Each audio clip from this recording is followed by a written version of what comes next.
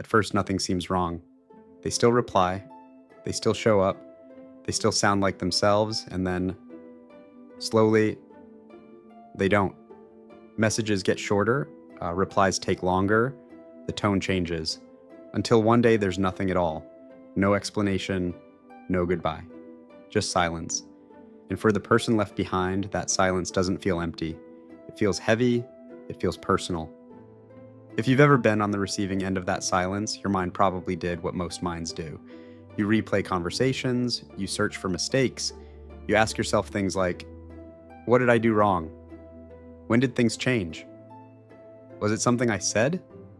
But psychology tells us something important. Silence rarely begins when communication stops. It usually starts much earlier, quietly, internally. And when people go silent, it's often because their emotional system is overwhelmed. Not in a dramatic way, not in a way others can easily see, but in a slow accumulating way. Stress builds, disappointment builds, unspoken feelings pile up. Until one day, the brain reaches a limit. And instead of reacting, it shuts down. Talking feels exhausting. Explaining feels impossible.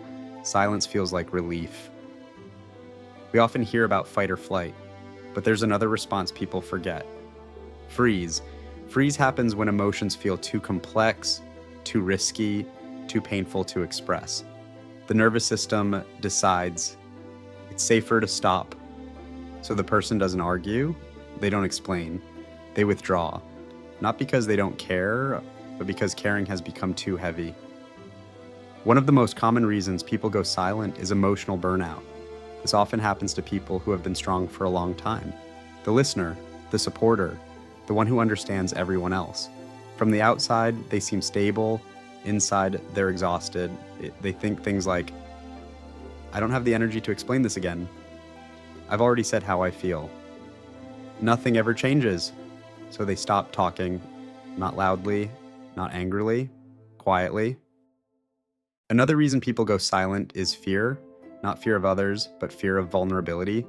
Some people learned early that expressing emotions leads to conflict, rejection, or shame. So their brain created a rule. Stay quiet, stay safe. When something hurts them, they don't say it, they retreat, they think, if I speak, it will turn into a fight. If I open up, I'll regret it. Silence becomes protection. There's also silence that comes from disappointment. This is quiet pain. It happens when expectations aren't met, but the person doesn't feel allowed to express it. Instead of saying, that hurt me, they say nothing. Outwardly, they seem calm. Inside, something closes.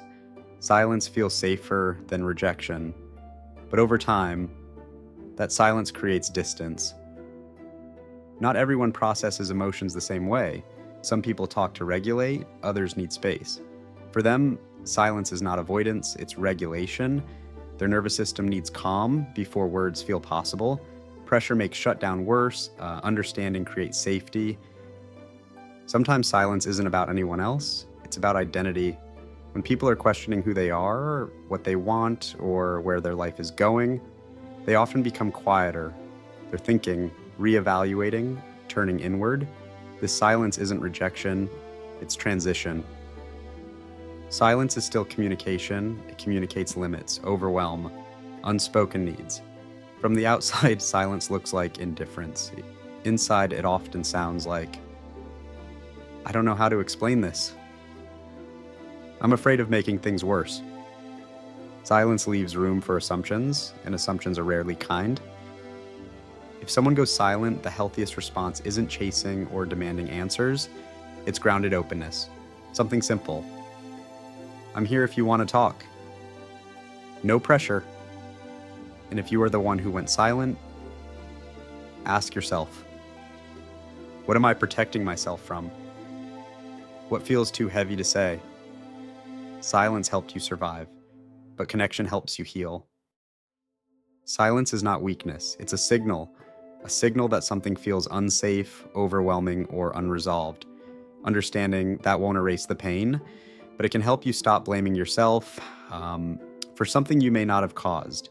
Sometimes people don't leave loudly, they leave quietly, and understanding why people go silent changes how we understand others and ourselves. Support the channel, hit the like and subscribe button.